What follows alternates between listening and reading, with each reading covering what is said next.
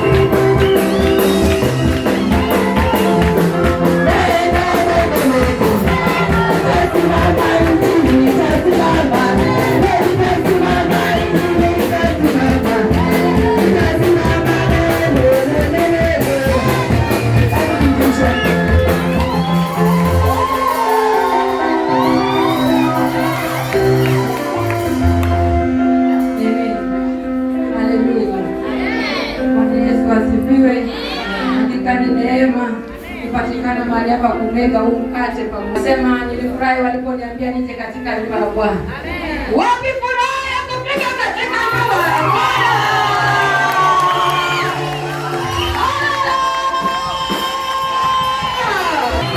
Haleluya. Mungu akubariki sana mtu. Sikia ile sauti na ukaitii na ukafika. Bwana Yesu asifiwe.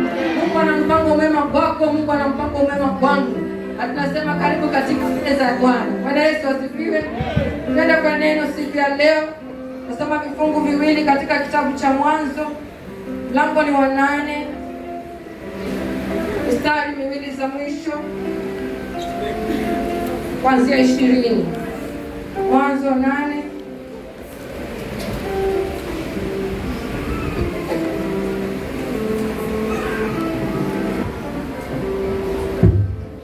Amina, tuombe. Na Baba Mungu, katika jina takatifu la mwana wa Yesu Kristo, tukisema ni asante kwa ajili ya neema kuumba cha mwana Mungu. Umetujalia kibali ya kufika imani mwako mfalme Bwana na kuumeka mkate wako Jehova. Umetuanzia mema kwa tupangia makuu Baba yangu. Tumekuona tangia asubuhi mfalme Bwana. Umetujalia uzima basi ya mwana Mungu. Pokea ibada siku ya leo mfalme Bwana. Katika kila kipindi Baba yangu, umesimama mwenye mfalme Bwana. Tazama mtumishi wako Jehova. Chombo ulichokitoa mfalme Bwana. Ukasema juu ya pili leo Baba. Nikasema mema ya mwana Mungu. Ukanifanya kinywa chako Baba yangu, ninapungua miguuni mwako Baba, tenda makusudi yako Mfalme Bwana. Tumefika milimani mwako Baba, zidi kutakasa Mfalme Bwana, zidi kufungua masia Bwana Mungu, ushindi ukapatikane Jehova, kwa huyo mama, kwa huyo mzee, kwa huyo kijana masia Bwana Mungu, hata ni kwa teenagers na watoto Mfalme Bwana, na sifa na utukufu zikakurejelea Baba yangu, kwa Yesu Kristo tunaomba na kuamini. Amen. Karibu mtu wa Mungu, kitabu ni cha Mwanzo 8 kuanzia 20. Amen. Kitabu ni cha Mwanzo 8 kuanzia 20 inasema, Amen. Nuhu akamjengea Bwana madhabahu, akatoa katika kila mnyama aliye safi na katika kila ndege aliye safi, akavitoa sadaka za kuteketezwa juu ya madhabahu. Amen. Bwana akasikia harufu ya kumridhisha. Bwana akasema moyoni, sitailaani nchi tena baada ya hayo kwa sababu ya wanadamu, maana mawazo ya moyo wa mwanadamu ni mabaya tangu ujana wake. Wala sitapiga tena baada ya hayo kila kilicho hai kama nilivyofanya. Amen. Muda nchi idumupo, majira ya kupanda na mavuno, wakati wa baridi na wakati wa hari, wakati wa kaskazi na wakati wa kusi, mchana na usiku havitakoma. Rudia mstari wa 22. Muda nchi idumupo, majira ya kupanda na mavuno, wakati wa baridi na wakati wa hari, wakati wa kaskazi na wakati wa kusi, mchana na usiku havitakoma. Haleluya. Napata habari za Nuhu mahali pale. Wakati ule alikuwa amemjengea Mungu safina, akatii kila maagizo mahali pale. Ni wakati Mungu akamkumbuka na akamtoa katika ile safina, akampatia nchi. Bwana Yesu asifiwe. Naye akamwinulia Mungu madhabahu, akamwinulia manukato mazuri mahali pale. Mungu naye akaguswa moyo na akatoa agano lake ni kwa ajili ya nchi tena. Bwana Yesu asifiwe. Tukapata tumaini kwa ajili ya nchi. Leo tunaenda kujifundisha katika mstari wa 22 upande wa kwanza. Bwana Yesu asifiwe. Inasema maadamu muda nchi idumupo, majira ya kupanda, majira ya mavuno, wakati wa kusi, mchana na usiku havitakoma. Bwana Yesu asifiwe. Maadamu nchi idumupo, maadamu Yesu hajarudi, hizi msimu zitakuwa. Bwana Yesu asifiwe. Hili ni tumaini kwangu, hili ni tumaini kwako. Bwana Yesu asifiwe. Naangalia kitabu cha kwanza ambapo kinasema kwamba kuna majira ya kupanda na kuna majira ya mavuno. Haleluya. Kuna majira ya kupanda, mtoto wa Mungu, kunao majira ya kuvuna. Bwana Yesu asifiwe. Inajaribu Mungu ili ukapatikane katika hizi majira. Bwana Yesu asifiwe. Mungu alishatoa hiyo agano, ile agano na kushukia wewe mtoto wa Mungu ambaye umekubaliana na yeye, umekubaliana na njia zake. Anasema kuna majira utakuwa ni kazi yako ni kupanda tu. Bwana Yesu asifiwe. Katika kupanda mahali pale, mtoto wa Mungu, usivunjike moyo, usiachie safari katikati, usiangalie mwenzako. Bwana Yesu asifiwe. Endelea kupanda mahali pale, maana muda wa kuvuna Yesu peke yake ndiye anajua hiyo muda. Anajua hiyo majira itakufika siku gani kwa ajili yako. Bwana Yesu asifiwe. Sijui unapanda nini wakati huu, sijui unapalilia nini, sijui ni magugu magani unatoa katika maisha yako, lakini mtoto wa Mungu endelea pale pale. Bwana Yesu asifiwe. Kazana pale pale kupanda, usichoke mtoto wa Mungu, usiangalie wenzako, usiangalie maneno ya wanadamu. Wanadamu tumekuwa mahali hapa, hao ndio wanaongea, sio ng'ombe wala mbuzi. Wakukuvunja wale ni wao wanadamu. Bwana Yesu asifiwe. Elekeza macho yako kwa ule Nuhu, kule alikoelekeza macho yake. Tunaambiwa Nuhu alielekeza macho yake kwa Mungu peke yake. Bwana Yesu asifiwe. Alipopewa maagizo, wengi walimkejeli, wengi walimcheka. Bwana Yesu asifiwe. Lakini akaifuata moja hadi nyingine, na wakati huo Mungu akamjalia mbarikiwa. Bwana Yesu asifiwe. Akaanzisha kizazi kingine. Bwana Yesu asifiwe. Kwa hivyo mtoto wa Mungu, tafakari majina ambayo huko. Kaza kiuno chako mtoto wa Mungu. Panda kwa bidii, panda kwa unyenyekevu, panda kwa utiifu, panda kwa uaminifu, ili Mungu akapate kukuona siku ile. Bwana Yesu asifiwe. Sijui unapanda kwa ajili ya nini mtoto wa Mungu? Kwa ajili ya watoto wako, kwa ajili ya familia yako, kwa ajili ya huduma, kwa ajili ya biashara yako, ama ni afya yako? Bwana Yesu asifiwe. Wengine tunapanda kwa dhihaka, wengine tunapanda kwa mzaha, wengine tunapanda kwa kejeli, wengine tunapanda kwa kufitini wengine. Bwana Yesu asifiwe. Na yule mwenzako anapanda kwa uaminifu, unadhani tutavuna pamoja? Bwana Yesu asifiwe. Mavuno yetu hayatafanana. Wewe ambaye unavuna kwa kejeli, wewe unavuna kwa dhihaka, utapata mavuno ya mapooza mahali pale. Bwana Yesu asifiwe. Msimu wa kuvuna itafika kwa ule aliyepanda na kule hali asiyepanda. Bwana Yesu asifiwe. Kuna yale magugu yataondoka mahali pale. Tafakari, unapanda kivipi? Wewe uko katika ndoa, lakini mdomo wako kila wakati ni kukaa katika mikeka na kumsimanga yule mume wako na kumsema na majirani wako, na kuna mwanamke mwingine mahali pale amemheshimisha yule mume. Mnadhani mtavuna pamoja katika hizo ndoa zenu? Hazitavuna pamoja. Lakini ni kejeli, ni mzaha umeweka mbele. Bwana Yesu asifiwe. Kuna wengine wanagharamika ni kwa ajili ya watoto wao, kuwafundisha discipline. Bwana Yesu asifiwe. Lakini wako unamwangalia unasema huyu ni mdogo, mwacheni. Bwana Yesu asifiwe. Unadhani tutavuna pamoja? Wako wamesema huyu ni mdogo, akifanya jambo lolote mwacheni, huyu ni mdogo. Mwingine akiona mwenzake amekosea anamkosoa mtoto wake, anamrekebisha mtoto wake, wanakuwa pamoja mahali pale. Bwana Yesu asifiwe. Usidhani tutavuna pamoja. Mwingine atavuna mapooza. Bwana Yesu asifiwe. Na hakika sio mimi, mtoto wa Mungu. Jiambie katika nafsi yako, utavuna nini? Kwa yote ambayo Mungu amekujalia chini ya jua, amekupatia katika mikono yako, ambayo unaendea bidii, unapanda kwa roho gani? Unapanda kwa nia gani? Ya kugonganisha watu, ya kuvunja watu moyo, ya kuwatoa katika laini. Hakika Kaini alipomtoa Abeli hakupata nafasi ya Abeli. Bwana Yesu asifiwe. Hakupewa nafasi ya Abeli. Utagonganisha, utapiganisha, lakini utabakia kule kule nyuma. Bwana Yesu asifiwe. Angalia jinsi unavyopanda. Panda kwa uaminifu, mtoto wa Mungu. Panda kwa roho iliyo safi. Maana wakati unampofurahia mwenzako, naye Mungu anakuona mahali pale. Uaminifu, tunaambiwa huyu si mwanadamu. Mungu sio Magdalena, shukuriwe huyu Mungu. Anaona yaliyo sirini, mimi siyaoni. Bwana Yesu asifiwe. Watumishi wa Mungu hawaoni, lakini Mungu anaiona. Bwana Yesu asifiwe. Utapanda kwa siri, utapanda kwa dhihaka, utapanda kwa kusimama, kwa kuongelea wengine mabaya, kwa kuombea maovu. Bwana Yesu asifiwe. Utawaombea maovu. Kuna kizazi kiliombewa maovu. Kuna mtu anaitwa Balaamu. Bwana Yesu asifiwe. Katika nchi ya Moabu, wakati wana wa Israeli wanapita kutoka bahari ya Shamu, wamevuka wakiwa katika safari yao, akaita mchawi mahali pale ambaye anaitwa Balaamu, akasema achilia laana. Bwana Yesu asifiwe. Bali akajaribu kuachilia laana, alipoachilia ni kitu, akasema hakuna laana juu ya Israeli. Bwana Yesu asifiwe. Hakuna laana juu ya yule amebarikiwa, yule anayeenda katika utiifu. Wewe unayeenda katika uaminifu, haugonganishi mwenzako, haudhihaki mwenzako, haumwendei kinyume, mbingu inakupigania. Ikishanena nyakati zile, ilinena ni kwa ajili yako.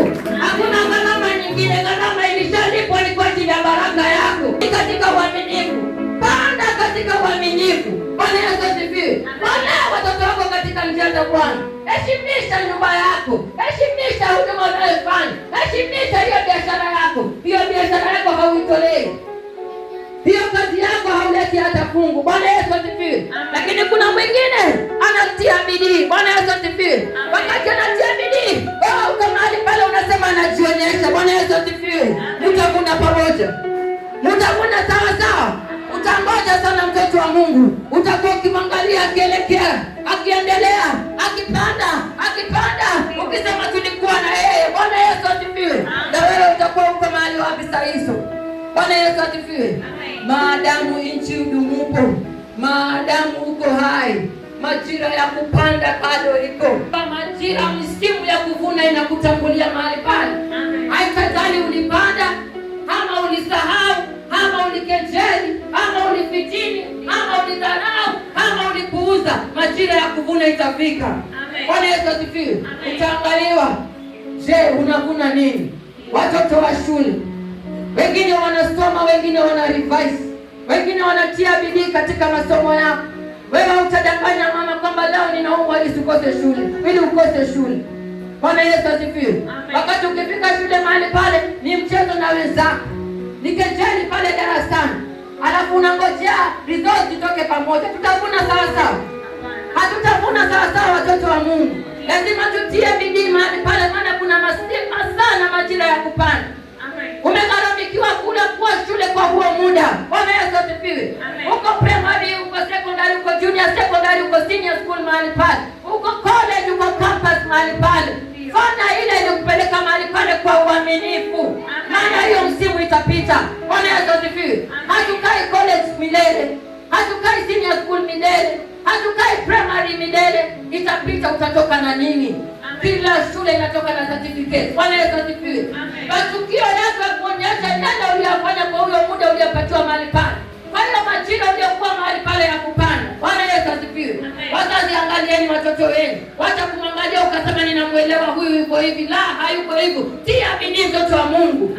Tia bidii, gharamika ni kwa ajili ya ule mtoto. Bwana Yesu asifiwe. Ni kesho yake unamtengenezea. Hakuna mzazi akipenda mtoto akaishi ile maisha wewe unaishi. Mapito ambayo umepitia mtoto wa Mungu, sio kama mtoto wako akapitia. Kuna mengi ya kuambiwa. Kuna mengi wewe hukuambiwa. Ulifunzwa na dunia na ikufunza upole. Bwana Yesu asifiwe. Dunia haikukufunza kwa upole, ili kupiga makofi na mateke mpaka ukaelimika. Bwana Yesu asifiwe. Hatutaki hiyo kwa watoto wetu. Bwana Yesu asifiwe. Gharamika ni kwa ajili ya ule mtoto. Usiseme huyu ni mdogo, bado hajielewi, nitamfunza baadaye. Wengine wakimweleza, wewe unakemea mahali pale, hata nini na mtoto wangu. Akaja kuharibika, utaanza kutafuta watumishi wa Mungu. Bwana Yesu asifiwe. Ulikuwa watu wengine wakipanda maadili mema kwa ajili ya watoto. Watoto wanafika hapa kuanzia Jumanne hadi Ijumaa mahali hapa, wakipata mafundisho kuanzia Sunday school. Wako yuko wapi mtoto wa Mungu? Mtoto wako umemwacha wapi? Mengine hata wazazi hawakutuambia. Wewe unajua ukweli, hata mzazi mwingine hakukukalisha chini akakueleza ABCD. Kuna watu wamejitolea, watumishi wa Mungu, wako tayari kumfundisha huyu mtoto akajue kujiweka, akajue kujitakasi, akajielewe, akapate confidence. Wakati anatoka pale nje akisikia mafundisho potovu, atasema la hasha, hiyo sio njia tulioambiwa. Bwana Yesu asifiwe. Na atasema kwa ujasiri. Bwana Yesu asifiwe. Kwa maana amejua njia ya kweli na ame-experience na ameielewa. Kwa hivyo kuna lolote mtu atakuja kumwongezea. Bwana Yesu asifiwe. Maadamu nchi idumupo, kuna masaa ya kupanda, kuna masaa ya kuvuna. Unaweza kuwa una shida zako. Wakati mwingi tunaangalia tu mahitaji yetu, lakini tuangalie ni wapi hatujawajibika, watoto wa Mungu. Bwana Yesu asifiwe. Angalia ni wapi hujawajibika. Tunasema Balaamu alitamka baraka. Bwana Yesu asifiwe. Wewe ukiwa ni wa Mungu, ufanye kazi ya Mungu kwa uaminifu. Umtafute Mungu kwa roho na kweli. Sio mikate tu, umtafute huyu Mungu. Hakika amekutamkia baraka. Hata wakuje vipi, hata wakusanyike vipi, hata kuweza mtoto wa Mungu. Tunaambiwa Ibrahimu kuliingia njaa. Abimeleki akampenda yule mwanamke Sara pale. Bwana Yesu asifiwe. Alipomchukua, si Ibrahimu alienda kumtetea. Bwana Yesu asifiwe. Mbingu peke yake ilisimama ni kwa ajili ya yule mwanamke Sara. Bwana Yesu asifiwe. Kama umeteuliwa na Mungu, kama unaenenda katika njia za haki, angalia njia zako. Bwana Yesu asifiwe. Unaambiwa vita si vyako, vita ni vya Bwana. Vita ni vya Bwana wakati tu wewe umeenenda katika uaminifu wa Mungu. Utavuna mahali pale, maana ni yeye ndio mpanzi. Bwana Yesu asifiwe. Mungu mwenyewe ndio mpanzi. Atakuwa amepanda neema ndani yako. Utavuna neema ambayo yote wanataka. Chochote utakachokihitaji Mungu atakuzidishia, kwa sababu utakuwa umekaa katika uaminifu. Bwana Yesu asifiwe. Umekaa katika bidii ya kutafuta. Anasema wanaomtafuta si kumtafuta tu, bali wanaomtafuta kwa bidii. Bidii yako iko wapi mtoto wa Mungu katika kumtafuta? Bwana Yesu asifiwe. Kuna wakati Yusufu alitaka kumwacha Mariamu. Bwana Yesu asifiwe. Haleluya. Mariamu hakwenda kujitetea. Haleluya. Hakwenda kujitetea, ni mbingu ilifunguka ni kwa ajili ya Mariamu. Kwa nini unajitetea mbele za Bwana? Ekeza kwa Bwana kwa uaminifu. Mwachie hiyo vita. Amesema ni zake, mbona unapigana vita za Bwana? Utaviweza wewe? Bwana Yesu asifiwe. Utaviweza vita ambavyo vilianzia mbinguni. Wewe sahi katika karne hii ndio unaingilia, wewe utaviweza. Bwana Yesu asifiwe. Haleluya. Mariamu alipiganiwa na Yesu mwenyewe. Bwana Yesu asifiwe. Alipiganiwa mahali pale na hakuachwa, hata kuheshimika mahali pale. Kwa hivyo mtoto wa Mungu, simama na huyu Mungu katika majira yako ya kupanda. Tunaongea katika majira ya kupanda. Wakati unajiekeza, unaekeza huduma yako kwa Bwana, unaekeza watoto wako kwa Mungu, unaekeza familia yako kwa Bwana, unaekeza kazi yako kwa Bwana. Ekeza kwa uaminifu. Ekeza kwa uaminifu. Usiweke hila mahali pale. Hiyo afya yako ambayo inakusumbua, ekezea kwa Mungu kwa uaminifu. Chochote unachokihitaji kwa Bwana inahitaji uaminifu. Nuhu alisimama kwa uaminifu kwa Bwana. Bwana Yesu asifiwe. Tunaambiwa kwamba kulikuwa na safari moja, safari ya Ibrahimu na Isaka, ya kuenda juu ya mlima Moria mahali pale. Wale walikuwa wanaenda mahali pale watu wawili, ambao mmoja alikuwa amepata maagizo kutoka kwa baba yake kwamba nenda ukanitolee mtoto. Bwana Yesu asifiwe. Na akamchukua huyo mtoto. Ibrahimu alikuwa ni mwanadamu, wanyama na damu kama mimi na wewe. Bwana Yesu asifiwe. Na sauti ilikuwa inamnenea kule kwa nchi ya Wakaldaya Mesopotamia. Hiyo sauti tena ikaja kati ya mahali hapa inataka kumnyang'anya mtoto. Bwana Yesu asifiwe. Naye akaitii hiyo sauti. Inaambiwa waliongea, kesho yake asubuhi naye akarauka na vijakazi viwili na huyo mtoto. Bwana Yesu asifiwe. Ninatamani kutafakari hiyo safari. Fakari Ibrahimu alikuwa anawaza nini? Haleluya. Akienda katika hiyo safari, sidhani shetani alikuwa amemwacha. Bwana Yesu asifiwe. Ni kweli ni Mungu anakusemea, anakunenea. Ni nani atakwambia uwe mtoto wako? Bwana Yesu asifiwe. Lakini ile sauti ilikuwa ni clear. Ile sauti ni moja ambayo alikuwa ameisolea na akasema nitashika hiyo. Sitasikiza mwanadamu yoyote. Hata Sara akachujwa mahali pale. Bwana Yesu asifiwe. Ubavu wake ukachujwa mahali pale, akaenenda kama yeye na hiyo sauti. Hawatakuelewa na safari yako na Mungu. Kwa nini unataka kuwaelewesha? Mariamu hakuelewesha mtu. Bwana Yesu asifiwe. Ibrahimu hakuelewesha mtu. Alitoka na ule mtoto. Mungu akaingia ndani ya ule mtoto. Wakakuwa unyenyekevu mahali pale.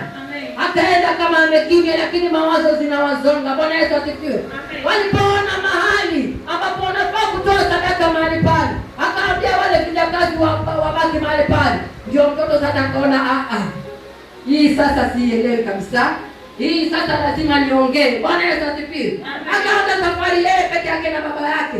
Wameshika moto, wameshika pia na mbao mahali pale, miti mahali pale. Bwana Yesu asifiwe. Akamwita baba.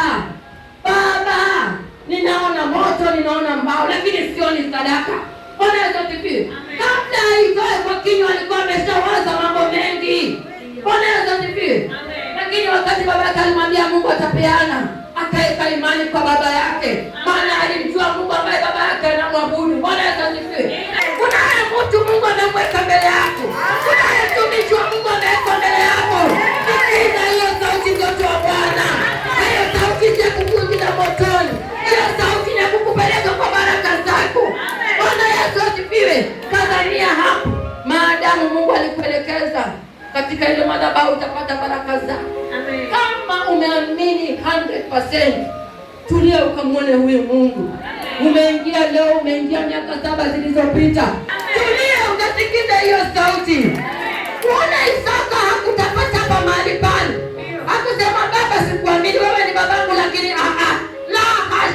Bwana Yesu asifiwe. Ni wakati wataendelea na hii safari. Ni wakati watasikiza neno la Bwana kupitia madhabahu ya Bwana. Na kulishika kuliko kusikiza sauti ya machuna kule nje. Bwana Yesu asifiwe. Sauti ya baba yake ikapoza sauti zote ambazo zilikuwa zinamnenea kwa akili yake. Mawazo yote mazito alikuwa nazo. Wakati baba yake aliitana na Mungu akasema Mungu atapeana. Roho ya Isaka ilitulia mahali pale. Ikajua Mungu atatenda. Bwana Yesu asifiwe. Mwokozi, ni sauti gani unasikia wewe? Ni sauti gani unasikia? Huyo Ibrahimu. Kabla ya hapo mlango wa 8 mbele uko juu. Tunapata mlango wa 12, Mwanzo 12. Anaambiwa na Mungu, toka kwenu, toka kwa jamaa yako, toka kwa wazazi wako, toka kwa nchi yako, uende katika ile nchi nitakuonyesha. Bwana Yesu asifiwe. Alitoka mahali pale akaenda kwa ile nchi ambayo alionyeshwa na Mungu. Ukifika mstari wa 8 mahali pale unampata sasa Ibrahimu mahali pale anaanza kumwitia Mungu mahali pale. Bwana Yesu asifiwe. Ibrahimu alianza kuliita jina la Bwana. Aling'olewa kutoka kwa Wakaldayo, wale wachawi waganga, wale walikuwa wanaabudu mizimu yao. Alipong'olewa tu, yule aliyemng'oa akaanza kumwabudu. Umeng'olewa kutoka kwa mataifa, umeng'olewa kutoka Misri. Leo hii unapatikana hemani la Bwana. Haleluya. Leo Bwana Yesu asifiwe. Ni nani unamfanyia ibada? Ni sauti gani bado unasikia?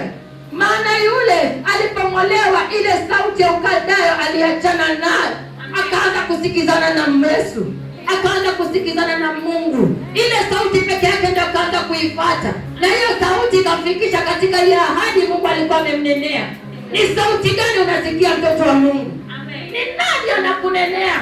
Wakati unatoka katika nyumba la Bwana, unasikia neno, unasisimuka mahali pale. Bwana Yesu asifiwe. Ukifika pale nje unarudi baridi, ni kama wafu. Ni nani anakunenea? Kuna sauti ilinenea Ibrahimu, hakuipuuza na hakuifungia mlango tena, akafungia milango sauti zingine zote, akabaki na hiyo sauti moja. Bwana Yesu asifiwe. Wewe una sauti ngapi? Katika majira yako ya kupanda ni sauti ngapi zinakunenea mahali pale?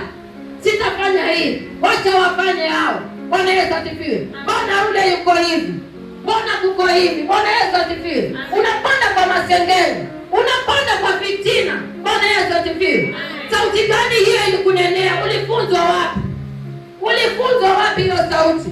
Maandiko inasema katika Yohana 17 mstari wa 8, wakati Yesu alikuwa anaombea wale wanafunzi, kwamba maneno yako uliyenipa nimewapa. Bwana Yesu asifiwe. Unafika mahali hapa, maneno yaliyotoka mbinguni unapewa. Ni maneno gani unashika, mtoto wa Mungu? Maana yale yaliyotoka mbinguni ndio inapeana mahali hapa. Yale Yesu alipeana ndio inapeana mahali hapa. Ulifunzwa kusimanga wapi? Ulifunzwa kugonganisha wapi? Ibrahimu aling'olewa katika kugonganishwa, akaanza kumwita Mungu mahali pale. Wewe umeng'olewa, umeletwa. Bwana Yesu asifiwe. Mbona bado tunakuona ukisimanga? Mbona tunakupata katika usherati? Mbona tukuelewe, mtoto wa Mungu? Mangwe haukosi. Bwana Yesu asifiwe. Watu wakinunua kama mahali pale, uko pale umejaza pale kwa mbele. Bwana Yesu asifiwe. Tunapishana mahali pale. Uling'olewa ama bado uko wapi? Watu waking'olewa wanang'olewa mara moja. Bwana Yesu asifiwe. Wanang'olewa. Mwanzo 12:1 inasema aliambiwa toka. Ikifika 8 inasema basi akaanza kumwinulia Mungu madhabahu. Bwana Yesu asifiwe. Asifiwe. Wewe unaachana na miungu ya Misri, unasema unapanda. Tunaachana tumaini mahali hapa kwamba tunapanda pamoja. Je, umeng'olewa katika miungu ya Misri? Mbona tukuelewi, mtoto wa Mungu? Wakati wananena mambo ya fitina, wakati wananena mambo ya uchochezi, mbona jina lako linatajwa mahali pale? Wakati wambea wanatajwa, wakati wezi wanaitwa, mbona tunakupata katika hiyo listi? Usherati ukiitwa mahali pale unapatikana. Wende wivu wakiitwa huko mahali pale. Ni Mungu gani tunaabudu? Ni pando gani tunapanda? Tunatarajia kuvuna nini, watoto wa Mungu? Wakati wa kuvuna utavuna nini, mtoto wa Mungu? Utavuna nini? Kuna watu walisikia sauti ya Mungu, watu kama kina Mathayo, watu kama Petro, waliacha vyote kwa ajili ya ile sauti. Haleluya. Walisikia sauti ya Yesu wakapumua. Haleluya. Ikawa hawashiki lolote kwa ajili ya ile uungu ulikuwa ndani yao, ile kiu ilikuwa ndani yao. Kulikuwa kumezima miaka mingi sana kabla ya Yesu. Mbingu ilikuwa imezima, kukuwa na manabii kwa miaka nyingi sana. Haleluya. Lakini wakati walisikia sauti za Yesu, watu waliacha nyumba zao, watu waliacha familia zao wakamfuata ni kwa ajili ile sauti. Bwana Yesu asifiwe. Kuna habari tunaambiwa, kuna mtumishi mmoja alikuwa anasema kuna mfugaji akifuga, wakati ule akiwa jangwani na mifugo yake, akamwona simba mahali pale. Yule simba alikuwa amejifungua, lakini hali yake ilikuwa ni mbaya, alikuwa iwafa mahali pale, na wale watoto walikuwa wanakufa, wamekufa. Mtoto mmoja tu alikuwa bado yuko hai. Bwana Yesu asifiwe. Yule mchungaji akawa na imani. Bwana Yesu asifiwe. Akamchukua yule mtoto na mifugo yake akaenda naye nyumbani. Bwana Yesu asifiwe. Akamfuga jinsi ndio anafuga wale mifugo yake. Bwana Yesu asifiwe. Akawa anawafuga wote pamoja mahali pale. Akiwafuga mahali pale, iko siku yule simba anazidi kukua, akawapeleka malishoni, akawapeleka kunywa maji mahali pale, akawapeleka mtoni pale wakinywa maji. Simba akiinama namna hii, aliingia na kushtuka. Bwana Yesu asifiwe. Maana aliona umbo lake, amezoea kuona kondoo, amezoea kuona mbuzi, amezoea kuona ngamia, amezoea kuona ng'ombe, lakini hiyo sura ilimtisha mahali pale. Bwana Yesu asifiwe. Akachangaa kuni nani. Bwana Yesu asifiwe. Wakati huo anashangaa, kule jangwani kukatokea simba dume mahali pale. Bwana Yesu asifiwe. Akiwa ananguruma mahali pale. Bwana Yesu asifiwe. Yule simba akinguruma, mifugo yote ilichana mbuga. Yule mfugaji pia akachana mbuga, lakini yule simba, haleluya, alisikia sauti ikasisimua ndani yake. Bwana Yesu asifiwe. Akasema, hii sauti ninaijua, hii sauti ni kama iko ndani yangu. Yesu asifiwe. Naye akanguruma mahali pale, hakuelekea na ule mfugaji, akaelekea jangwani. Akatambua yeye ni nani. Bwana Yesu asifiwe. Tambua wewe ni nani, mtoto wa Mungu. Tambua nafasi yako kwa Mungu. Bwana Yesu asifiwe. Ulitolewa katika utumwa, uling'olewa mahali pale. Ibrahimu aling'olewa, hakurudi. Yule simba hakurudi. Bwana Yesu asifiwe. Alisikia sauti ya kwao. Haleluya. Alisikia sauti ya watu wao, akatoka mahali pale, akaingia jangwani. Sasa akakuwa simba. Bwana Yesu asifiwe. Sikia sauti ya simba wa kabila la Yuda. Sikia sauti ya Yesu Kristo.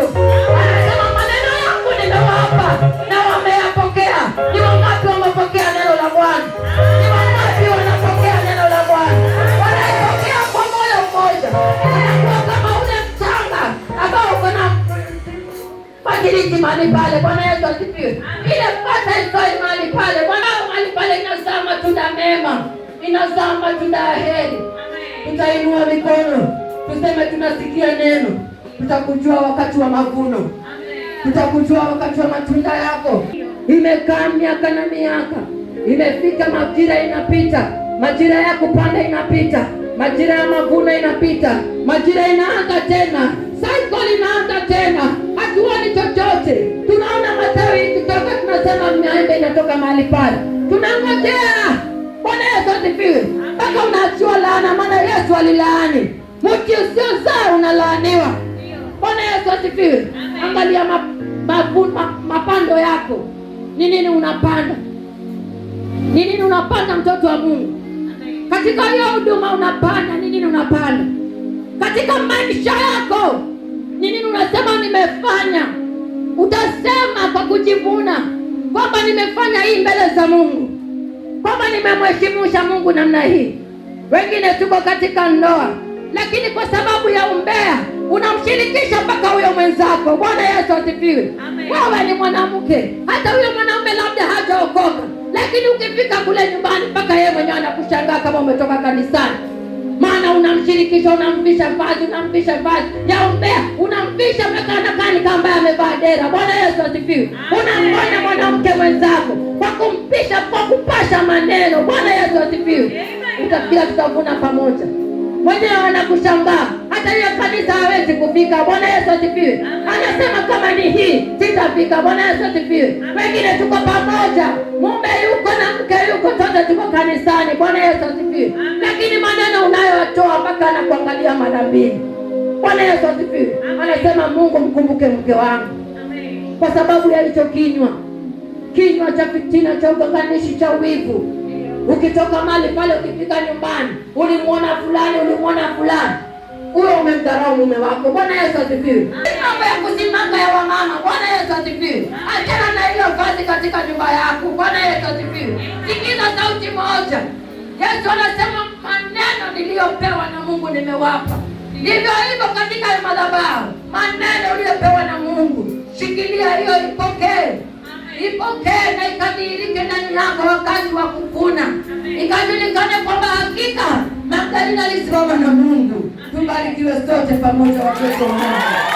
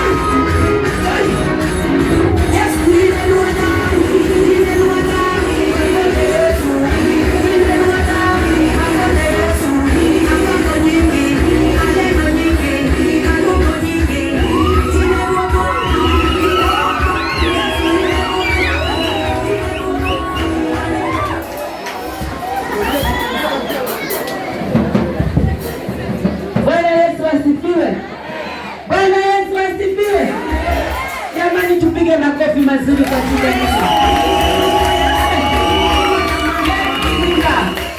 Bwana Yesu asifiwe. Unajua Yesu ni simba. Anakusaidia kwa matatizo. Maadui wanapokuandama, Yesu amekufika amekupakata.